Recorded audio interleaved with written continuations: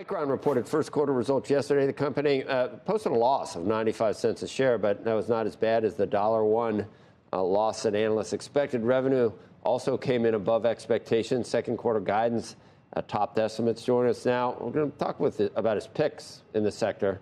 First, let's talk overall. Vivek Arya, BofA Securities Senior Semiconductors Analyst, 5-star rated. You know, that sounds good, but it's not out of like 100 stars, is it, Vivek?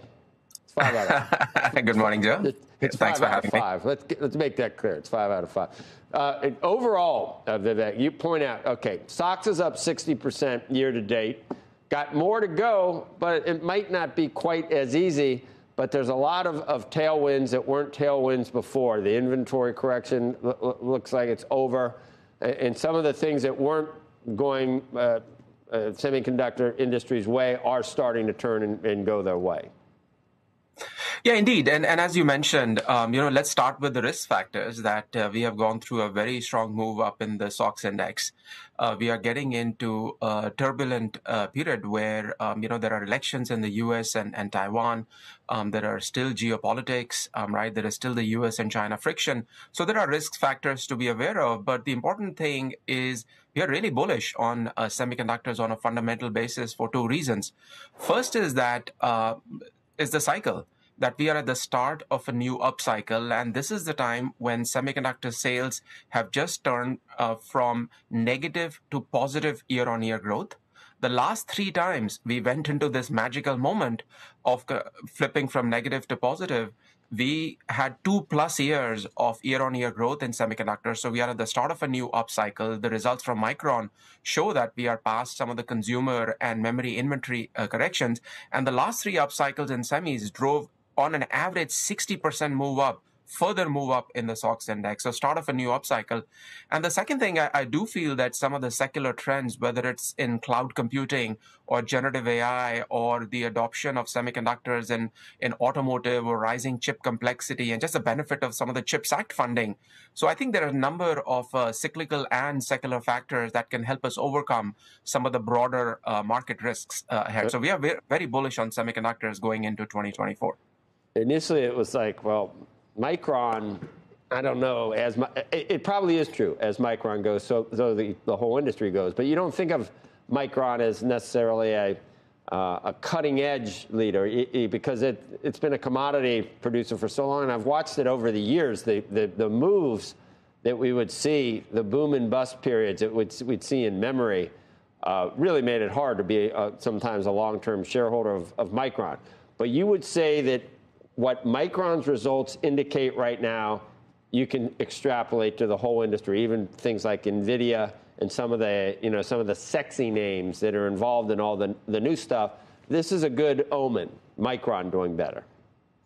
Yeah, and the reason for that, Joe, is that if you look at over 2/3 of the semiconductor industry, it's exposed to the consumer in one way or another. And the remaining third is where we have all the growth areas of data center and so forth. So last year, the data center actually did quite well.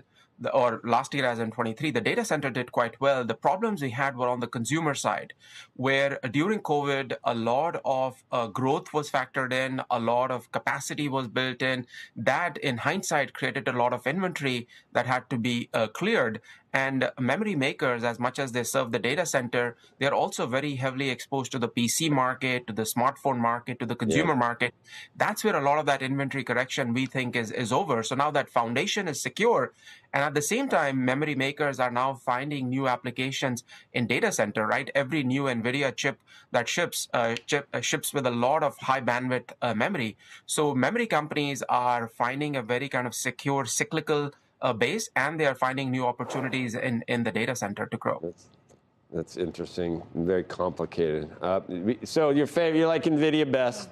You like Avago. What are your top 5, if you have 5? Sure. So, we are big fans of what we call the 3 C's of semis, cloud, cars, complexity. So cloud, we really like NVIDIA and Broadcom.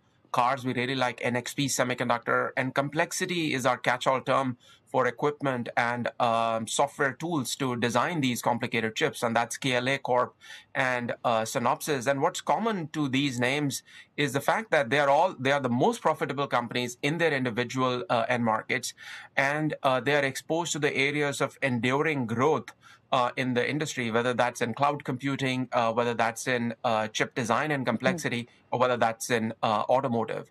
So we think these are the three C's of semis: cloud, cars, and complexity, which should benefit in the year ahead.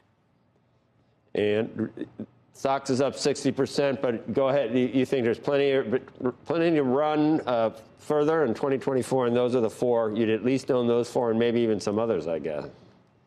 Yeah, I think that, last three up cycles, we have seen the stocks go up another 40 to 80%. Obviously, we have gone through a very big cycle in the stocks this year. So compares do start to get tougher in some time. But the important thing, Joe, is that as we are going through the digitization of the global economy, we are seeing the participation of not just the top US companies, but we are seeing a trend where the global, the regional powers want to invest more in semiconductors, and generative AI is a place where we are starting to see these investments. And there's only a handful of semiconductor companies that can participate in this because it's a very consolidated sector. Yep. So I think those factors all can combine to provide very strong returns for these semiconductor stocks.